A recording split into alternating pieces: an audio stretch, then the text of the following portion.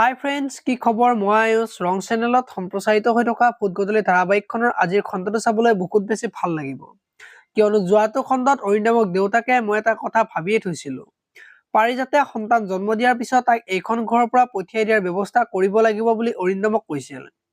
আৰু তেতিয়া অৰিন্দমে এয়া তাইৰ প্ৰতি কৰা ডাঙৰ অন্যায় হ'ব বুলি কৈছিল, আৰু দেউতাকে তোমাৰ তাইৰ প্ৰতি মন গলিছে নেকি বুলি অৰিন্দমক কৈছিল। আৰু কিছুদিনৰ পৰা তোমাৰ পাৰিজাতৰ প্ৰতি মনটো অকণমান দুৰ্বল হৈছে বুলি কোৱা দেখিবলৈ পাইছিল। আজিৰ খণ্ডটোত পাৰিজাতে দেউতাকক খোৱা বস্তু খাবলৈ দিব, আৰু তেতিয়া বিয়া খোৱাৰ ইমান দিন হ'ল তোমালোকে ফিউচাৰৰ কোনো প্লেনিং কৰা নাই নেকি বুলি সুধিব।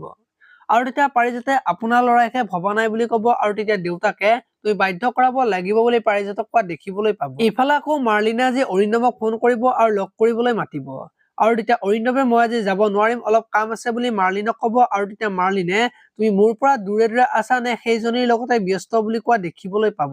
আনফালে ইছুৱে আজি নতুন ঘৰলৈ যোৱাৰ পিছত মাকৰ কথা চিন্তা কৰি থাকিব, আৰু মই বাৰু মাক এৰি থৈ আহি ভুল কৰিলো নেকি বুলি চিন্তা কৰি থাকিব। আৰু তেতিয়া পলিয়ে মাক আমিতো আনিব বিচাৰিছিলেই, কিন্তু মায়েহে আহিব বিচৰা নাই বুলি ইছুক কোৱা দেখিবলৈ পাব। আপোনালোকে ফুটগধূলি ধাৰাবাহিকখন চাই কেনেকুৱা পায় কমেন্ট কৰি জনাব, আৰু যদি আপোনালোকে এতিয়ালৈকে চেনেলটো ছাবস্ক্ৰাইব কৰা নাই তেতিয়াহ'লে চেনেলটো ছাবস্ক্ৰাইব কৰি ভিডিঅ'টোত এটা লাইক কৰি দিব। ধন্যবাদ।